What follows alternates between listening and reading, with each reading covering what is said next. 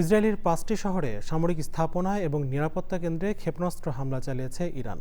এতে ইসরায়েলের ২০০ বেসামরিক মানুষ নিহত হয়েছে বলে দাবি করেছে ইসলামী বিপ্লবী গার্ড কোর IRGC। কুয়েত এবং সংযুক্ত আরব আমিরাতের ঘাঁটিতেও হামলা চালিয়েছে ইরান। ইসরায়েলের ক্ষেপণাস্ত্র হামলায় IRGCর প্রধান মুখপাত্র আলী আহমেদ নাইনি নিহত হয়েছেন বলে জানিয়েছে ইরানের প্রেস টিভি। হরমুজ প্রণালী খুলে দিতে ইরানকে ৪৮ ঘন্টা সময় বেঁধে দিয়েছেন মার্কিন প্রেসিডেন্ট ডোনাল্ড ট্রাম্প। ইরানের রাষ্ট্রীয় সম্প্রচার মাধ্যম ফার্স নিউজ জানিয়েছে, যুক্তরাষ্ট্র ইসরায়েলের হামলায় দেশটিতে নিহতের সংখ্যা ১,৫০০ ছাড়িয়েছে। রিপোর্ট করছেন তৃপ্তা মাহমুদ।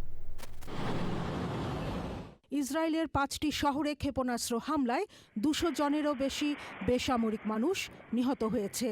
IRGC এমন দাবি করলেও ইসরায়েল নিহতের খবর নিশ্চিত করেনি। রোববার তেহরানে নতুন করে হামলার ঘোষণা দিয়েছে ইসরায়েল। ঘোষণার পরপরই তেহরান সহ বেশ কিছু শহরে বিস্ফোরণের শব্দ শোনা যায়। তুরস্কের সংবাদ মাধ্যম আল জাজিরা জানিয়েছে, আগামী ৪৮ ঘন্টার মধ্যে ইরানকে গুরুত্বপূর্ণ হরমুজ প্রণালী খুলে দেওয়ার আলটিমেটাম দিয়েছেন মার্কিন প্রেসিডেন্ট ডোনাল্ড ট্রাম্প। পাল্টা জবাবে ইরান হুমকি দিয়েছে, যদি যুক্তরাষ্ট্র এমন কিছু করে তাহলে মধ্যপ্রাচ্যে মার্কিন ও ইসরায়েলি বিদ্যুৎ এবং তথ্য প্রযুক্তি অবকাঠামোগুলো গুঁড়িয়ে দেওয়া হবে।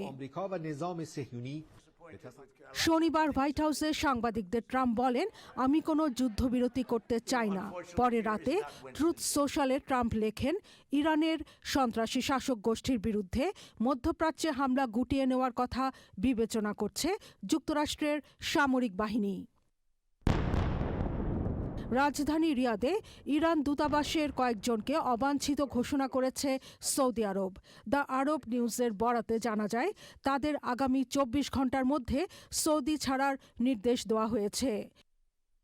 মধ্যপ্রাচ্যে থাকা যুক্তরাষ্ট্রের সামরিক ঘাঁটিগুলোয় ইরানের হামলায় যুদ্ধের প্রথম ২ সপ্তাহে প্রায় $৮০ কোটি ক্ষয়ক্ষতি হয়েছে।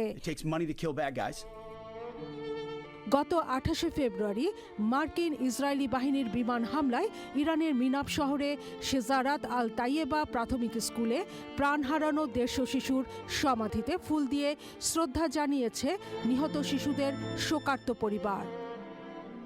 Sudipta Mahmud, channel I.